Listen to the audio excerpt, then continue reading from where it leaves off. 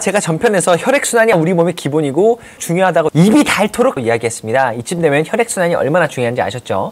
다음은 이 혈액이 돌아다닐 수 있도록 하는 이 파이프, 혈관에 관한 이야기입니다. 일단 혈관에 관해 기본적인 몇 가지 알아보고 갈게요. 혈관 길이가 얼마나 긴지 아시나요? 동맥이랑 정맥이랑 모세혈관 싹 다 뜯어서 연결하면요, 혈관 길이가 거의 10만 킬로예요. 지구 2바퀴 반을 감싸할 수 있는 길이죠. 엄청 깁니다. 심장이 한번 펌핑을 하면요, 지구 2바퀴 반을 감싸할 수 있는 기다란 혈관에 혈액이 왔다 갔다 하는 겁니다. 60kg인 성인 기준으로 혈액이 자기 몸무게의 8%에 해당되니까 약 한 5리터 정도가 되는 거죠. 심장이 한 번 박동할 때 약 60에서 70ml의 혈액을 우리 심장에서 제일 빵빵한 대동맥을 통해서 온몸으로 빵빵 보냅니다. 1분에 거의 혈액 전체량을 한번 쫙 돌리는데 1분에 혈액 5리터가 심장에서 내보내지는 거예요. 그러면 1시간에 300리터고요. 하루면 8,000리터입니다. 무게로 거의 8톤인 거죠. 매일 우리 동맥혈관은 8톤에 해당하는 양의 혈액들이 우리 몸을 곳곳 순환하면서 혈관벽을 빵빵 때리도록 하고 있는 거예요. 근데 이 혈액이 돌면서 우리 몸이 제대로 살아있게 하려면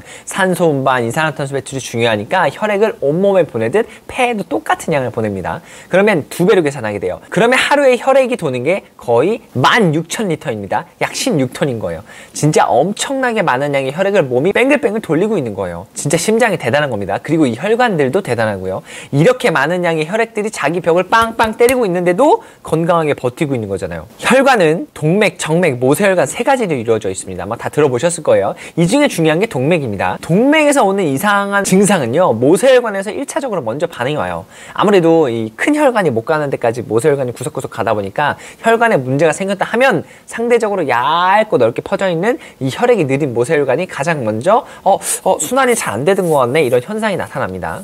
그래서 혈액순환이 잘 안 될 때 이 말단에 있는 손발이 차갑거나 저리거나 하는 그런 일들이 발생하는 거예요. 동맥혈관이 중요하다고 그랬어요. 왜냐하면 세포와 조직에 일단 필요한 것들을 가득 담아서 싱싱한 혈액을 보내는 게 동맥입니다. 그래서 동맥혈관 상태가 엄청나게 중요해요. 자, 동맥은요, 내막, 중막, 외막으로 이루어져 있어요. 혈관이 이렇게 여러 겹으로 이루어져 있습니다. 전신의 모든 조직에 필요한 영양과 산소를 보내는 건 이 혈관에 달려있는 거예요. 우리 몸의 각 세포 입장에서는요, 이 혈관이 하나의 생명선입니다. 이거 없으면 죽는 거잖아요. 그래서 우리가 어디가 상처가 나거나 혈관이 잘리거나 손상되면 특정 부위에 산소랑 영양소 공급이 안 되면 조직이 죽으니까 어떻게든 살려내려고 혈관을 수복하고 다시 만들기도 해요. 또는 이 혈관이 막혀버리면 그 주변 조직들의 생명선이 끊기니까 그 주변 조직이 죽습니다. 그래서 이 혈관이 마탱이 가는 순간 정말 엄청나게 말도 안 되는 일들이 총체적 난국으로 일어납니다. 그럼 먼저 혈관이 마탱이 가는 현상을 조금 더 디테일하게 얘기해 볼게요. 혈관이 마탱이 갔다는 이 시작이요, 혈관 내 염증이 생기는 걸로 시작합니다. 염증에 대한 얘기는 지난 영상에서 계속 설명드리고 있습니다. 지난 시간에 다뤘던 장내 염증 반응으로 인한 염증 유발 물질들이 혈관 내 염증도 유발한다고 말씀드렸어요. 사실 이 혈관이 마탱이 가는 이유가 정말 여러 가지인데, 혈관이 손상되는 원인은 이 혈관 내에서 생기는 여러 가지 염증 반응을 설명드리고 난 다음에 하겠습니다. 먼저 어떤 원인에 의해서든 이 혈관 제일 안쪽에 있는 내막에, 자, 내막을 보면 여러 가지 이렇게 세포들로 이루어져 있는데, 이 혈관 내피세포의 손상이 일어나면요, 우리가 피부 나무에 긁혔을 때 이거 복구되는 과정처럼 혈관 안에서도 혈관 내피세포가 손상되면 똑같이 염증 반응이 일어나요. 자, 혈관 제일 안쪽에 있는 이 혈관 내피세포에 손상이 빵 일어났습니다. 이걸 복구하려는 백혈구가 막 출동해서요, 염증 반응의 시작을 알립니다. 여기까지 똑같아요. 그리고 이 백혈구가 이 혈관 내피세포 틈을 타서 이렇게 혈관 안쪽 내벽에 있는 중막으로 들어갑니다. 그리고 이 혈관 벽 속에 들어간 이 백혈구는요, 이 손상을 시키는 원인과 이 손상된 부분을 처리하는데, 이 손상된 부분을 처리하기 위해서 대식세포로 변신을 하죠. 근데 이 상처난 혈관 내피세포에 이 장벽, 막는 기능이 약해지면요, 이 틈을 이용해서 혈액에 떠다니는 이물질들이 혈관 안쪽으로 이렇게 침입합니다. 대표적으로 이 침입하는 애가 이제 LDL 콜레스테롤인데, 들어보셨을 거예요. 뭐 정확한 용어는 아니지만 보통은 나쁜 콜레스테롤로 알고 있으실 거예요. 이 LDL 콜레스테롤이 혈액을 돌아다니다가 혈관벽 안에 들어오면서 주변에 있는 활성산소의 영향으로 이 LDL 콜레스테롤이 산화콜레스테롤이 됩니다. 원래 이제 산소는 우리 몸에 꼭 필요한 건데요, 활성산소는 우리 몸에 이제 손상을 입히는 모든 종류의 변형되는 산소를 얘기해요. 이 활성산소에 대해서는 이따가 제가 이 이야기가 끝날 때쯤 설명을 자세하게 드릴게요. 자, 어쨌든 그래서 이 LDL 콜레스테롤이 이 활성산소로 인해 산화콜레스테롤이 되면요, 여기 안에 있는 대식세포가 이 산화콜레스테롤을 이물질로 생각하고 공격합니다. 막 이제 공격하는 거죠. 그러면 대식세포가 이 대식이라는 이름에 맞게 이 산화콜레스테롤을 막 먹어버리겠죠. 근데 문제는 뭐냐면 이 대식세포가 산화콜레스테롤을 막 우겨 넣어서 배가 터질 것처럼 먹어버리게 되면 얘네가 이제 포말세포라는 게 돼요. 뭐 거품세포라고도 하는데 이제 둥글게 부풀어 올라서 그렇습니다. 이 부풀어 오른 세포 안에는요 미세한 지방 알갱이들로 채워져 있어서 이렇게 빵빵해지는 거예요. 그러면 자 보세요. 이게 지금 혈관 벽 안에서 일어난 일이에요. 이 지방을 한껏 먹으면 거품세포가 자 이렇게 혈관 안쪽에 내벽에 들어와서 거품세포가 생긴 거기 때문에 이 혈관 벽에 축척이 되면서 이 혈관 안쪽이 이렇게 불룩하게 올라오는 마치 혹같이 됩니다. 이거를 바로 플라크라고 합니다. 자 그러면 이렇게 생긴 이 플라크 안에 찐덕찐덕하게 들어있는 이 지방 같은 걸 아테로마라고 불러요. 뭐 어려운 용어는 그냥 흘려 들으세요. 그냥 현상만 이해하시면 됩니다. 이 플라크가 상태가 물컹물컹하고 찐덕찐덕한 게 죽같이 생겼다 그래서 의학적으로는 이 플라크를 죽종이라고 부릅니다. 죽종. 이 플라크가 커지고 혈관 곳곳에 많아지면요 혈관벽 안쪽이 이렇게 좁아집니다. 혈류가 흐르기가 어려워지겠죠. 그리고 뭐 또 여러 가지 원인에 의해서 혈관벽이 자극을 받으면 이 플라크가 삥 터집니다. 그러면 이 터진 플라크를 회복하기 위해서 아까 제가 혈관 땜빵한 애들이 혈소판이라고 했죠. 얘네가 막 오면서 여기 아테로마랑 막 또 엉키고 그러면서 이 혈액 뭉치인 혈전이 생기게 돼요.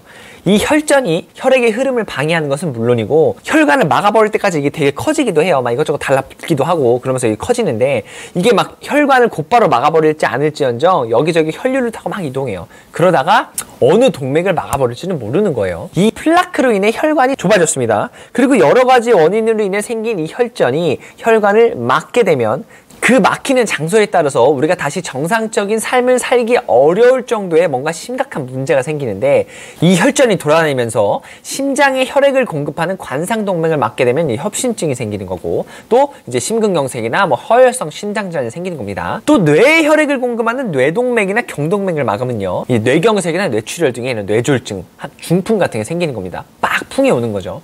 그리고 이 신장의 신동맥과 뭐 말초혈관을 침범해서 뭐 이런 신부전이나 여러 가지 허혈성 하지 질환이 나타나게 돼요. 사지 말단에 문제가 생기는 거예요. 이 조금 전에 얘기한 혈관 내 염증, 이 플라크라는 게 지금도 우리 식습관에 따라 몸 여기저기서 플라크가 계속 생기고 있는 중이에요.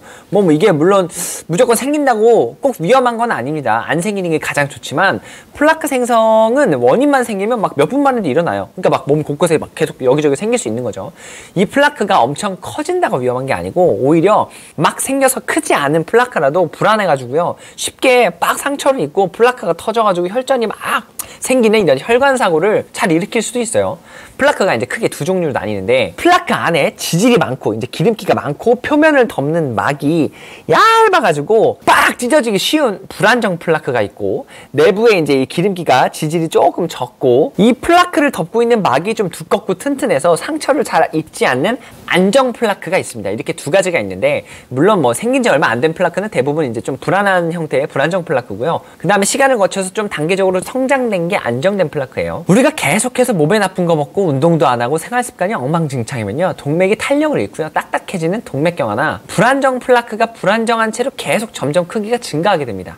아무래도 이게 플라크 크기가 커지면 플라크 막이 상처를 입어서 이제 터져 나오는 혈관 사고가 생기기가 쉬워요. 반면에 우리가 좀 잘 챙겨 먹고 운동 열심히 하고 생활 습관 컨트롤 잘하면요 이 불안정한 플라크가 좀 안정된 플라크로 변해갑니다. 우리가 좀 적극적으로 건강 관리하면 좀 희망적이게도 플라크가 작아지기도 합니다. 진짜 무서운 건 이 불안정한 플라크가 터지면서 혈전이 생기면 이 혈전이 돌아다니다가 하필 운없게 어느 순간 갑자기 심장 근육으로 가는 혈류가 차단되면 심장 기능이 떨어지면서 한 방에 하늘나라로 갑니다. 그게 뇌로 가면 풍으로 가고 몸 여기저기 곳곳에서 진짜 무서운 일들이 일어나는 거예요. 진짜 듣기만 해도 살벌한 겁니다 이거. 그러니까 이 혈전이 안 생기도록 해야 되는데 이미 생긴 플라크를 어떻게 할 수는 없어요. 그러니까 최대한 이 플라크를 덮고 있는 막을 튼튼하고 탄력 있게 만들어서 안정화시키는 게 중요한 거예요. 그리고 물론 더 최선은 애초에 이 혈관 내피세포들을 탄탄하게 만들어서 상처를 안 입게 만들어서 플라크가 안 생기게 만드는 게 최선이겠죠. 오늘 말씀드린 이 내용들이 사실 의학적으로 굉장히 심도 있게 들어온 거예요. 제 수준에서 더 디테일하고 뭐 어떤 원인과 기전을 명확하게 설명드리는 일이 좀 어렵습니다. 아까 말씀드렸던 이제 LDL 콜레스테롤이 어떻게 혈관 내막에 침입해서 산화되는지에 대한 뭐 정확한 기전이 아직도 뭐 사실 알려진 게 있지 않아서 저도 제 선에서 수집할 수 있는 정보들만으로 내용을 정리를 한 건데 이제 주로 우리가 이제 나이 들어감에 따라 노화와 이제 생활 식습관에 따라 생기는 여러 가지 원인들에 의해 이제 혈관 내피세포의 기능이 저하되면 이제 쫀득쫀득하고 탄력 있고 튼튼해지지가 않으니까 쉽게 쉽게 상처를 입게 된 혈관 내막에 콜레스테롤이 막 들어가기 쉽다고 알려져 있어요. 그러면서 이제 동맥벽이 딱딱해지는 동맥경화나 또 플라크가 계속 생기면서 혈전이 생기는 이런 혈관 문제들은 사실 이 혈관 내피세포의 기능이 얼마나 강하고 약한가에 따라 발생하는 일이에요. 그렇다면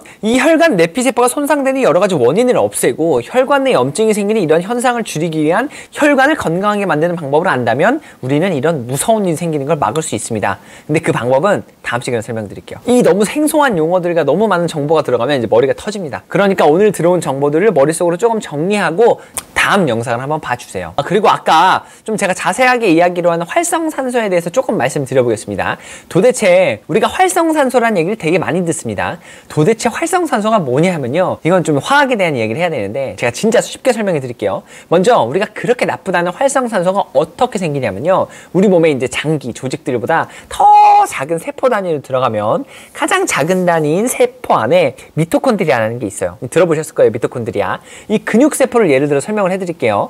근육세포 안에 있는 이 미토콘드리아가 우리가 사용하는 아주 작은 단위로 잘게 쪼개진 에너지원을 가지고 그 에너지원 분자 중에서 산소 분자를 가지고 여기저기 뗐다 붙였다 해요. 그러면서 이제 생기는 에너지로 근육을 수축하게 만드는 힘도 만들고 또 부산물로 물을 만듭니다. 그런데 이 산소를 물로 만들 때 필요한 산소의 전자들이 늘 계획대로 움직이지 않아요. 한 100번 중에 98번은 문제없이 잘 진행이 되는데 한두 번은 문제가 생깁니다. 그럴 때 이 산소 전자 6개 중에 하나가 남는 불완전한 산소 형태가 되고 이게 활성산소예요. 조금 더 쉽게 설명을 해볼게요. 이걸 왜 활성산소라고 부르냐면 이제 너무 세세한 이유를 궁금해하면 설명이 너무 복잡해지니까 제가 쉽게 설명드리겠습니다. 원래 모든 원자들이요, 손이 이렇게 있어요. 원자 종류마다 이 손 개수가 다른데 산소는 손이 6개입니다. 이 6개의 손은요, 항상 두 손을 이렇게 짝지어서 잡아야 돼요. 그게 뭐 남의 거든 자기 거든. 근데 아까 말했듯이 계획대로 손을 항상 다 짝지어 잡지 못할 때가 있어요. 100번 중에 한두 번은요. 그러면 이 산소 손이 6개인데 이 6개 중에 5개만 다른 애들이나 또 자기끼리 손을 잡고 하나는 손을 못 잡았습니다. 그러면 이 남은 손 하나는요, 빨리 다른 손이랑 짝짓고 싶어서 막 미칠라 그럽니다. 원래 이제 세상의 모든 물질은 안정된 상태를 유지하고 싶어 하거든요. 그래서 이 짝을 찾기 위해서요, 아무거나 막 잡아가지고 막 손을 짝지으려고 노력해요. 이때 몸속의 활성산소가 주변의 물질들, 뭐 DNA, 단백질, 뭐 탄수화물, 지방 등등 이런 기타 우리 몸에 꼭 필요한 물질 등에서 이 손을 뺏어옵니다. 그리고 불안정한 자기가 이 손을 가져와서 짝을 맞추고요, 다른 물질들은 손을 잃게 돼요. 그러면 이 활성산소로 인해 우리 몸에 꼭 필요한 물질들이 손을 하나 잃었잖아요. 이렇게 손을 잃게 된 거를 산화됐다라고 이야기합니다. 그래서 왜 우리 몸이 활성산소로 인해 산화된다라고 표현을 하잖아요. 이 손을 하나 뺏기게 되면 이 본래 우리 몸에 필요한 물질들이 마탱이가 가는 거예요. 활성산소는 손 하나 가져가고 지는 안정된 상태로 변하는 거고, 손을 뺏긴 우리 몸에 꼭 필요한 애는 마탱이가 가서 산화되는 거고 제 기능을 못하게 되는 거고 문제가 생기는 겁니다. 왜 그래서 막 활성산소가 만병의 근원이다라고 말하는 이유가 또 이런 이유 때문이에요. 그래서 우리 몸에 꼭 필요한 물질들이 이 손을 뺏기기 전에 제3의 다른 물질이 대신 손을 뺏겨준다면 우리 몸에 꼭 필요한 물질들이 산화되는 피해를 막을 수가 있겠죠. 이런 물질을 항산화제라고 부릅니다. 어때요? 참 쉽죠? 쉽기는 개뿔. 이거 진짜 어려운 내용입니다.